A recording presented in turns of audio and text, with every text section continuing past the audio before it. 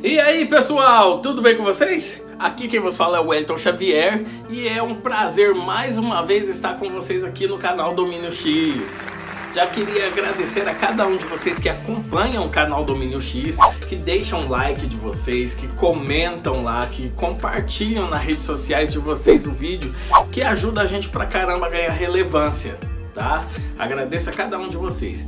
E você que ainda não é inscrito no canal Domínio X, tá perdendo, hein? Corre lá, já se inscreva no canal Domínio X. Olhem os vídeos, assistam os vídeos, deixem o like de vocês, comentem nos vídeos, que eu agradeço demais a cada um de vocês, tá bom? Pessoal, hoje eu vi alguns assuntos que estavam muito em alta e resolvi trazer um assunto que é um dos mais pedidos por vocês. Então eu queria trazer aqui para vocês um vídeo falando dele, o substituto do telescópio espacial Hubble. O nosso telescópio espacial James Webb, que vem fazendo muitas descobertas no campo científico. Então, bora pro vídeo? Mas cadê a vinheta? Bora vinheta!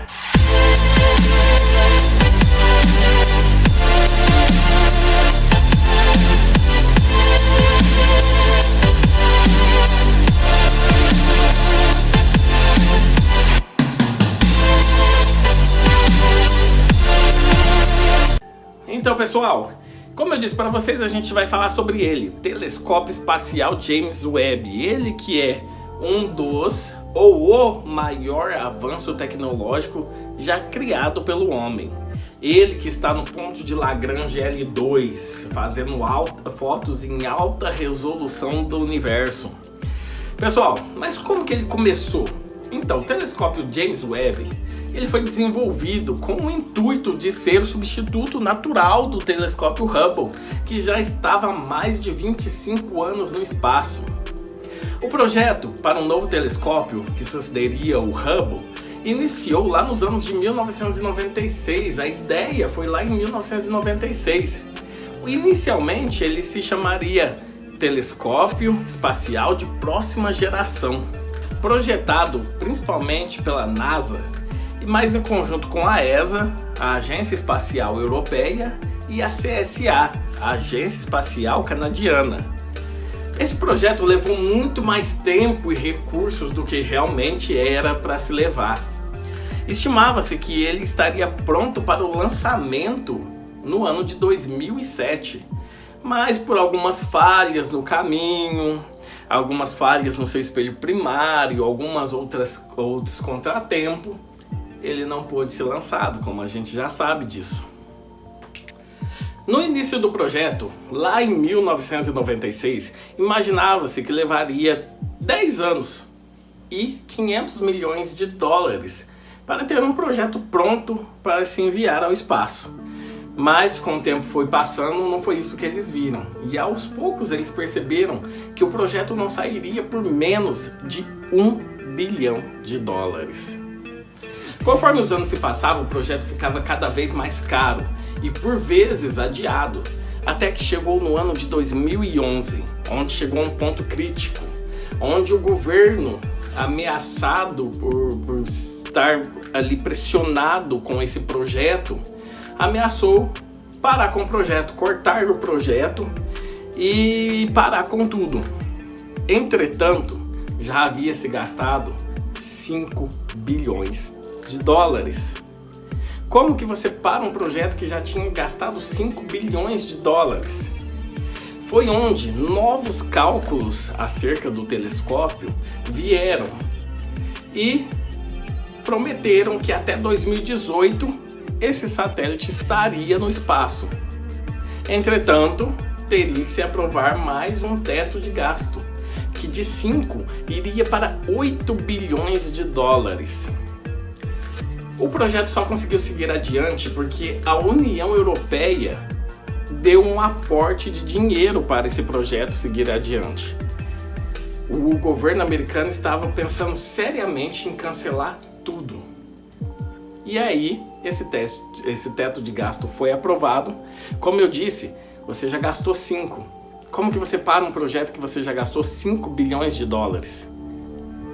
Então foi aprovado um novo teto de gastos, com uma nova data estipulada para o ano de 2018, e o projeto seguiu adiante. Agora eu estou aliviado. Muita coisa foi mudada no telescópio, pessoal. Algumas coisas que os cientistas viam que não iria funcionar da maneira que eles queriam. Então muita coisa foi substituída, foi trocada. Ao todo, o prazo para a construção foi estendida 2,5 vezes. E o seu custo do que foi pensado em 1996 aumentou 20 vezes mais da marca final, que foi de 10 bilhões de dólares. Por fim, até o nome do telescópio foi contestado. Por homenagear o administrador da NASA que esteve presente à frente da empresa nos anos em que os astronautas exploravam a Lua nas décadas de 60 e 70. A ida do homem à Lua foi em 1969, hein? Um projeto desenvolvido e elaborado na gestão Webb.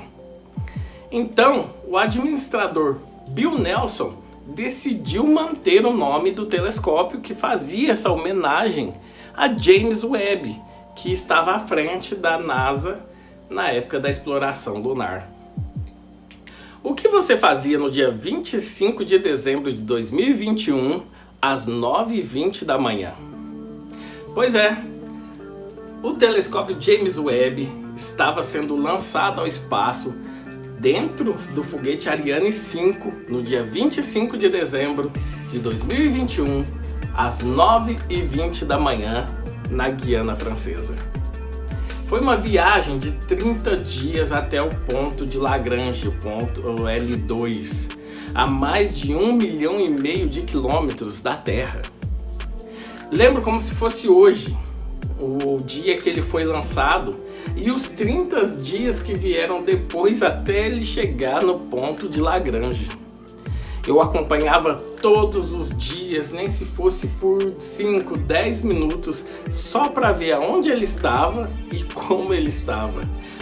Porque todo mundo que sabia o quão importante era esse satélite chegar lá e chegar bem lá, estava tenso, os cientistas estavam tensos com cada coisa que acontecia, com o abrir dos painéis solares, com a ligação de algum aparelho dele até chegar lá.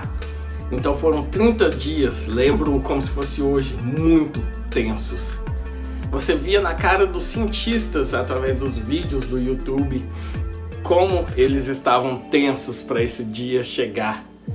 Até que ele chegou lá, ponto de Lagrange L2. Mas aí você deve estar pensando, o que é ponto de Lagrange L2? O que é isso? Então, pessoal, ponto de Lagrange L2 nada mais é do que um ponto de equilíbrio gravitacional. É onde objetos de pouca massa ficam entre influência de dois corpos massivos. Ou seja, o telescópio espacial James Webb ele se encontra no ponto de Lagrange L2, onde ele se encontra sobre a influência da gravidade da Terra e do Sol, tá? Ele está naquele ponto mais externo, onde ele não pode sofrer tanto com a radiação terrestre e ele tem uma proteção contra a radiação solar, tá? Ele está a 1,5 milhão de quilômetros da Terra, pessoal. Ele não está perto daqui, tá?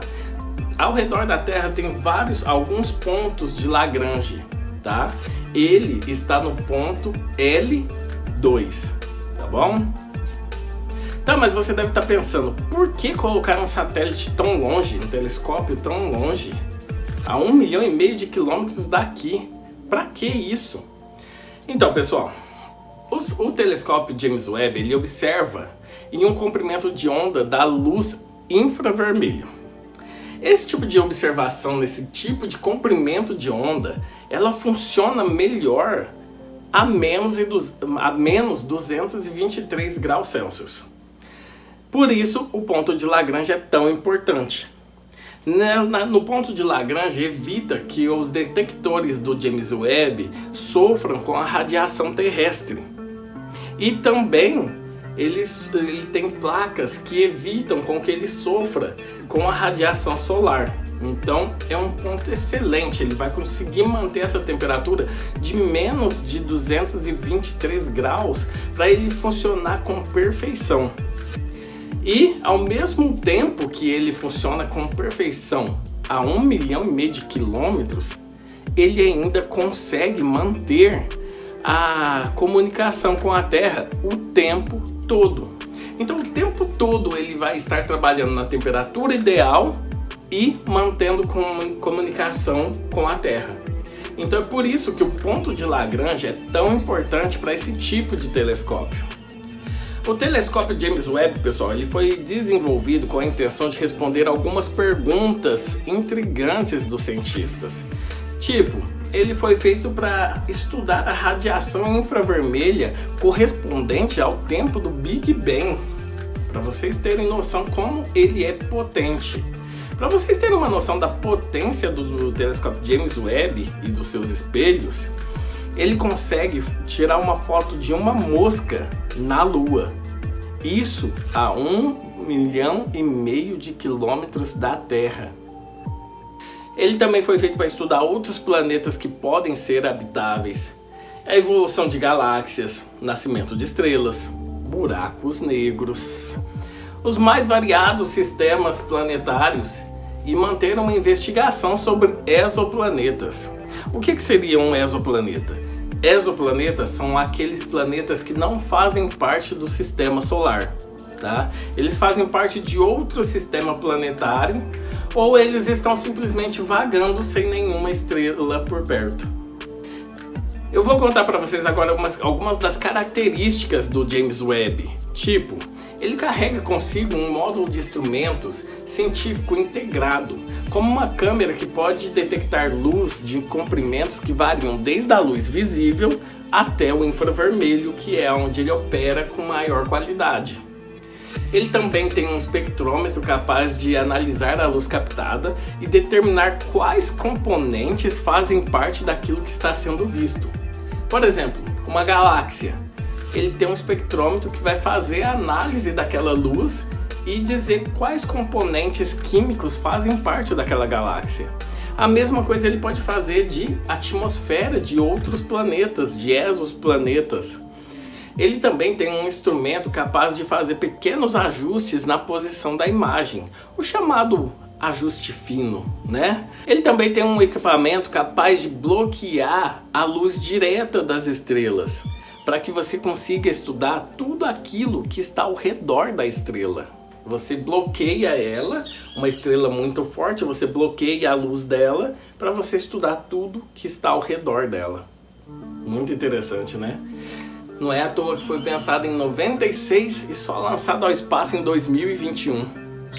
Ele possui, pessoal, um espelho primário composto por 18 espelhos hexagonais, feito de nada mais nada menos que berílio e revestido com uma camada bem fina de ouro. Mas para que isso? Essas são características que faz ele dissipar melhor o calor e torna ele mais eficiente na captação de luz infravermelha. Que sacada! Só que tem um problema, a distância dele da Terra, lembra que eu falei? Ele está a 1,5 milhão de quilômetros de distância da Terra, faz com que ele opere da melhor forma possível que ele tem que operar. Porém, se tiver algum problema com ele, não tem como consertar.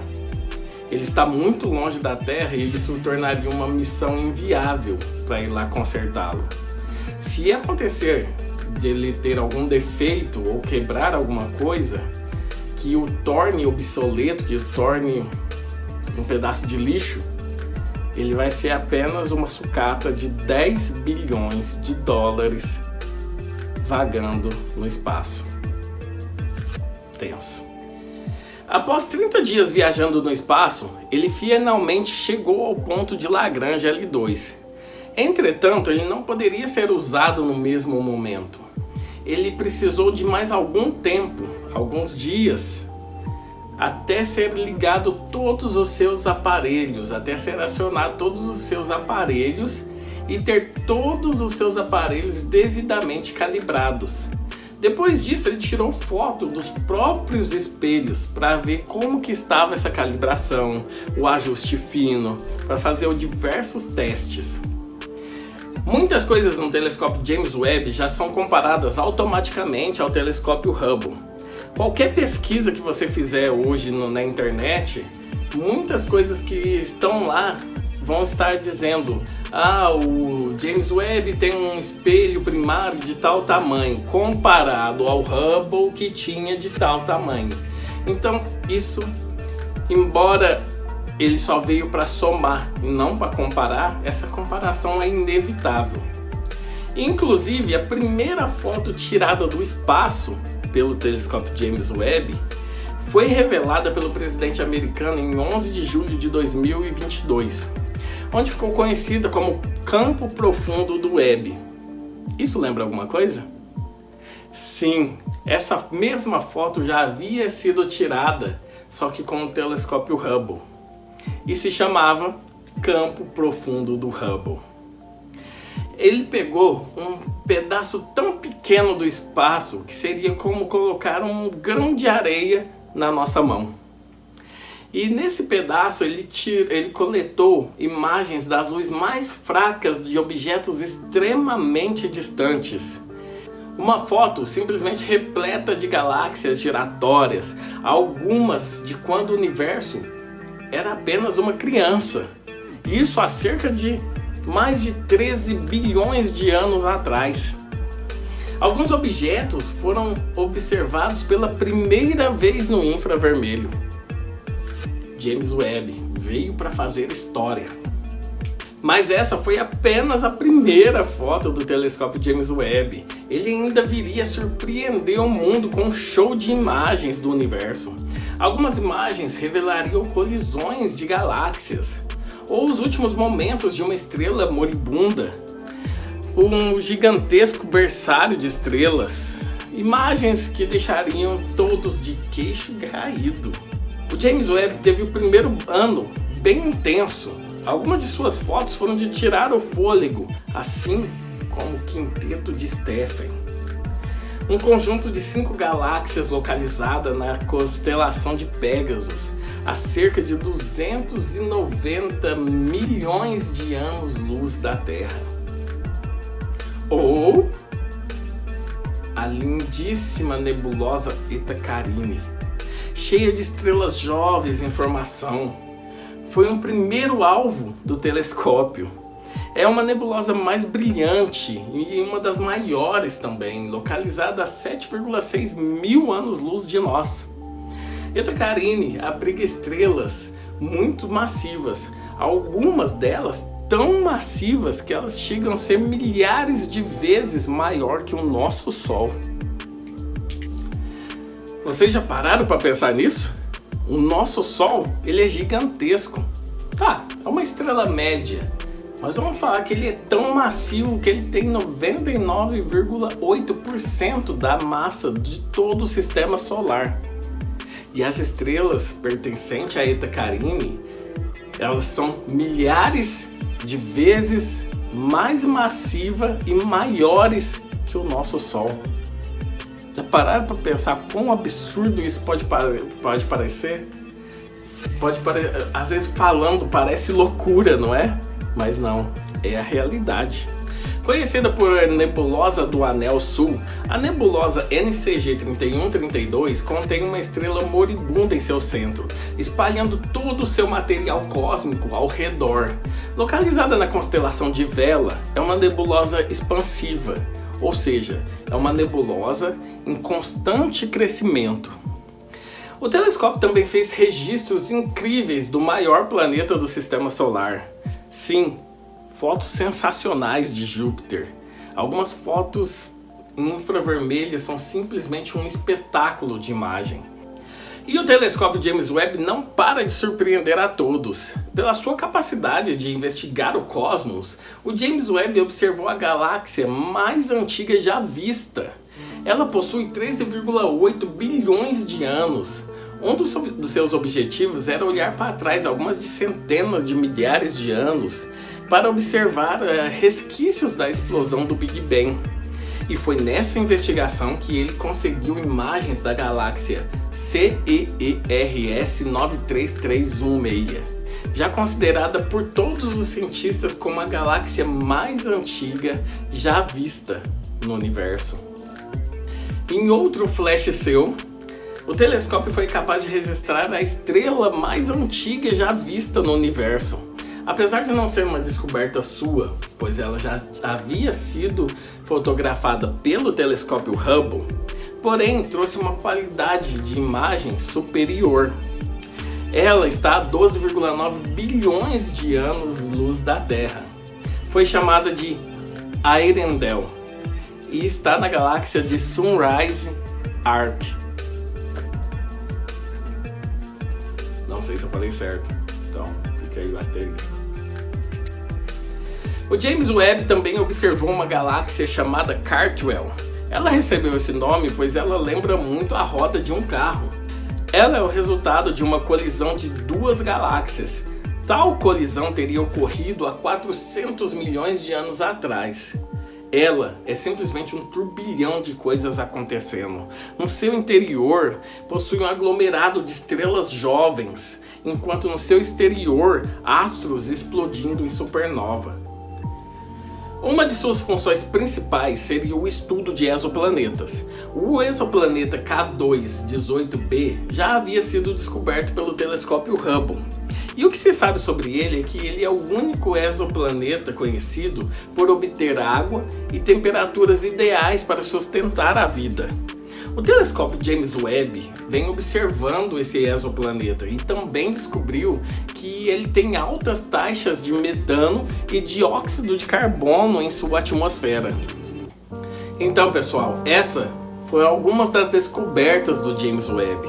Nesse tempo em que ele está no espaço, ele foi capaz de surpreender a todos com imagens e descobertas incríveis. E aposto que ele ainda será capaz de surpreender cada vez mais. Será capaz de descobertas incríveis, descobertas que podem mudar o que a gente conhece do universo, os paradigmas que a gente conhece do universo. Pensado no ano de 1996, ele chegou ao espaço no ano de 2021 e a cada minuto que ele passa no espaço, ele vem cumprindo o seu objetivo de vasculhar o cosmos para nos dar uma nova perspectiva de entendimento. Seja nos dando provas daquilo que a gente já imaginava que seria, ou nos mostrando coisas novas para a gente pegar e adicionar às nossas equações. Enfim, pessoal, é um bom tempo para a astronomia. Muito obrigado a todos e até mais, seus lunáticos.